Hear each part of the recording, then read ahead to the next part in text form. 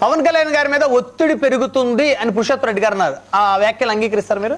పవన్ కళ్యాణ్ గారి మీద ఒక ఒత్తిడి కాదు, అనేక రకాల ఒత్తిళ్లు ఉన్నాయి. ఆయన రోడ్డు మీదకే రాలేని పరిస్థితి, ఆయనకి రోడ్డు మీదకే రాలేని పరిస్థితి. రోడ్డు మీద ఇప్పుడు జగన్మోహన్ రెడ్డి గారు నేను వచ్చి యాత్ర చేస్తానంటున్నారు. 27 నుంచి నేను అసలు జనంలోనే ఉంటాను.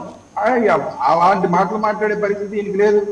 15 సంవత్సరాలు ఆయన మీద చంద్రబాబు నాయుడు గారి మీద ఆధారపడతానంటున్నాడు. ఇంకా ఆయన మీద ఒత్తిడే ఉంది. ఇంకా 15 సంవత్సరాలు ఇంకా ఆయన మీద ఆధారపడతానంటే చంద్రబాబు నాయుడు గారి మీద నేను ఆధారపడిపోతాను. వాళ్ళు ఏదో ఇస్తే 20 ఇస్తే 20, 30 ఇస్తే 30, ఏది ఇస్తే అది 15 సంవత్సరాలు మీరు ఎవరు ఏం మాట్లాడకండి. ఇంకా ఆయన మీద ఒత్తిడి ఏంటి?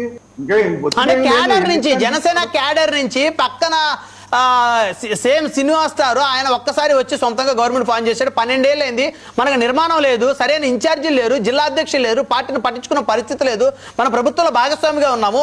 కాబట్టి మనం కూడా అలాగా టీవీకి లాగా మనం కూడా ఎప్పుడు అవుతాం అనేటువంటి ఒత్తిడి సొంత క్యాడర్ నుంచి పెరుగుతుందని పురుషోత్తమ్ రెడ్డి గారు అంటున్నారు. వాస్తవం అండి, పనిచేసే పార్టీకి అది కావాలి. వీళ్ళు ఇప్పుడు పనిచేయడం అందుకు 15 ఏళ్ల పాటు చంద్రబాబు నాయుడు గారి మీద ఆధారపడిపోయారు కదా. 15 ఏళ్ల పాటు ఈ పార్టీ అట్లా ఉన్నా ఇవాళ 21 ఉన్నాయి. చంద్రబాబు నాయుడు గారు ఇంకొక 5, 10, 15 ఇస్తారు.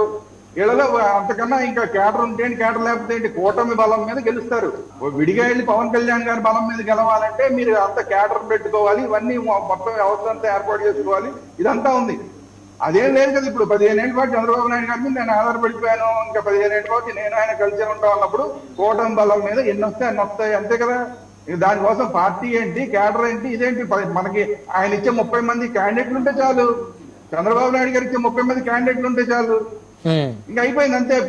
పార్టీ అయిపోయింది. ఇంకా పార్టీ ఉన్నట్టే లెక్క. 30 మంది క్యాండిడేట్లు ఉంటే పార్టీ ఉన్నట్టే లెక్క. అట్లా లాంగ్ టర్మ్ మనం కూడా సాగించాలి కదా సార్ రాజకీయాల్లో.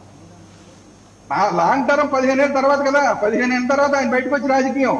ముందు ఆయన నేను రానుమర్రు అంటుంటే మీరెందుకు లాంగ్ టర్మ్ అంటారు? 15 ఏళ్ళ తర్వాత అప్పుడు ఆయన బయటకు వచ్చి రాజకీయం చేయాలంటే ఏం చేయాలనేది ఆలోచించుకుంటాడు ఆయన.